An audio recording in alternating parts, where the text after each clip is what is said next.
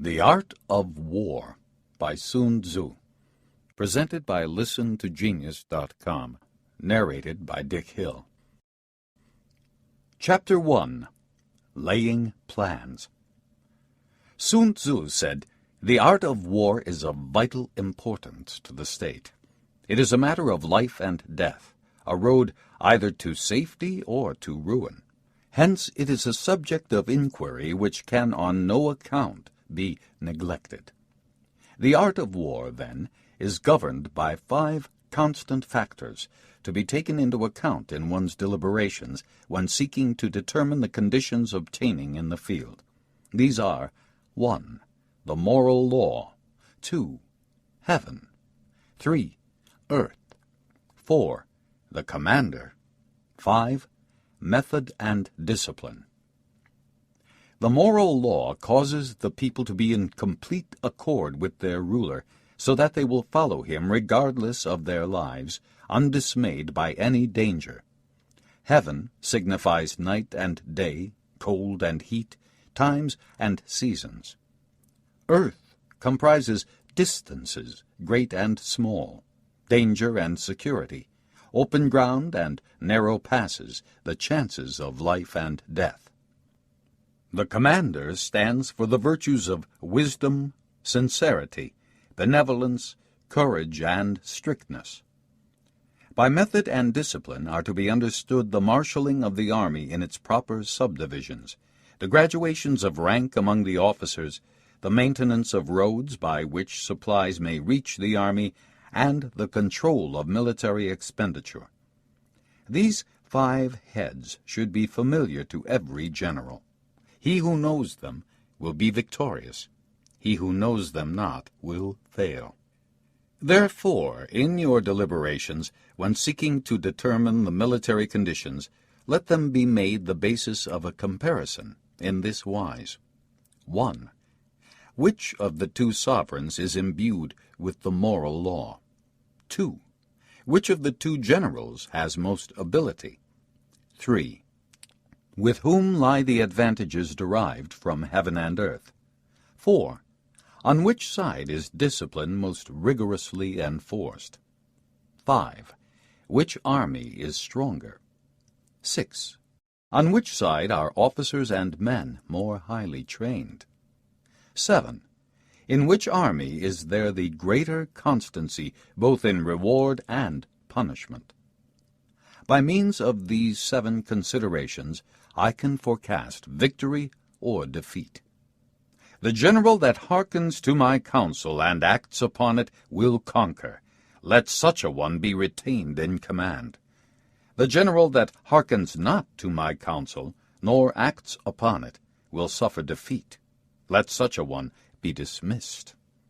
While heeding the profit of my counsel, avail yourself also of any helpful circumstances over and beyond the ordinary rules. According as circumstances are favorable, one should modify one's plans. All warfare is based on deception. Hence, when able to attack, we must seem unable. When using our forces, we must seem inactive. When we are near, we must make the enemy believe we are far away. When far away, we must make him believe we are near. Hold out baits to entice the enemy. Feign disorder and crush him. If he is secure at all points, be prepared for him. If he is in superior strength, evade him. If your opponent is of choleric temper, seek to irritate him. Pretend to be weak, that he may grow arrogant.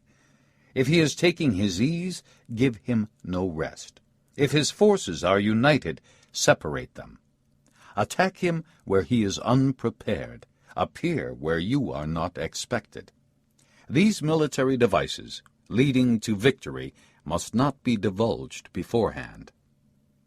Now the general who wins a battle makes many calculations in his temple ere the battle is fought. The general who loses a battle makes but few calculations beforehand. Thus do many calculations lead to victory, and few calculations to defeat. How much more no calculation at all. It is by attention to this point that I can foresee who is likely to win or lose. Chapter 2. Waging War.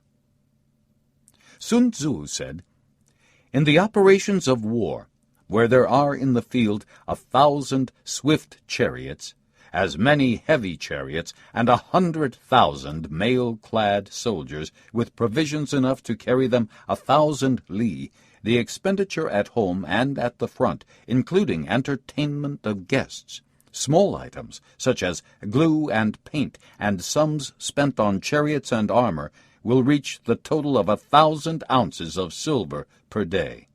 Such is the cost of raising an army of 100,000 men." When you engage in actual fighting, if victory is long in coming, then men's weapons will grow dull and their ardor will be damped. If you lay siege to a town, you will exhaust your strength. Again, if the campaign is protracted, the resources of the state will not be equal to the strain.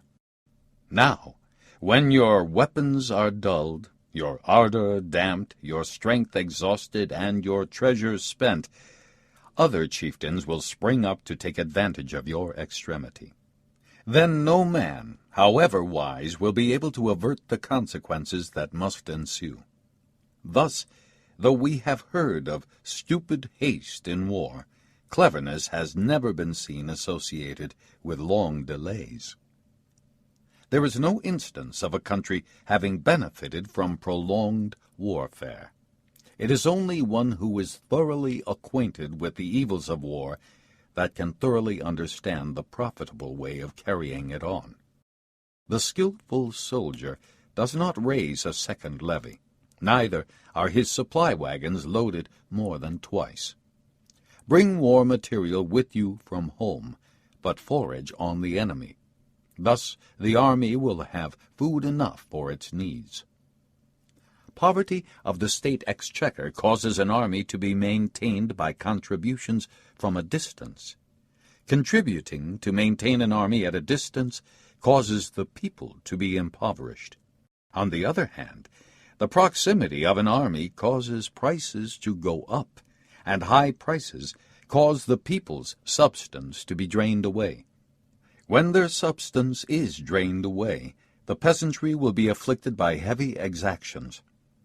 With this loss of substance and exhaustion of strength, the homes of the people will be stripped bare, and 3/10 of their income will be dissipated, while government expenses for broken chariots, worn-out horses, breastplates and helmets, bows and arrows, spears and shields, protective mantles, draft oxen, and heavy wagons will amount to 4/10 of its total revenue. Hence, a wise general makes a point of foraging on the enemy. 1 cartload of the enemy's provisions is equivalent to 20 of one's own, and likewise a single pickle of his provender is equivalent to 20 from one's own store. Now, in order to kill the enemy, our men must be roused to anger. That there may be advantage from defeating the enemy, they must have their rewards. Therefore, in chariot fighting, when 10 or more chariots have been taken, those should be rewarded who took the first. Our own flags should be substituted for those of the enemy, and the chariots mingled and used in conjunction with ours. The captured soldiers should be kindly treated and kept. This is called using the conquered foe to augment one's own strength. In war, then, let your great object be victory, not lengthy campaigns. Thus, it may be known that the leader of armies is the arbiter of the people's fate, the man on whom it depends whether the nation shall be in peace or in peril. Chapter 3. Attack by Stratagem. Sun Tzu said, "In the practical art of war, the best thing of all is to take the enemy's country whole and intact. To shatter and destroy it is not so good. So, too, it is better to recapture an army entire than to destroy it, to capture a regiment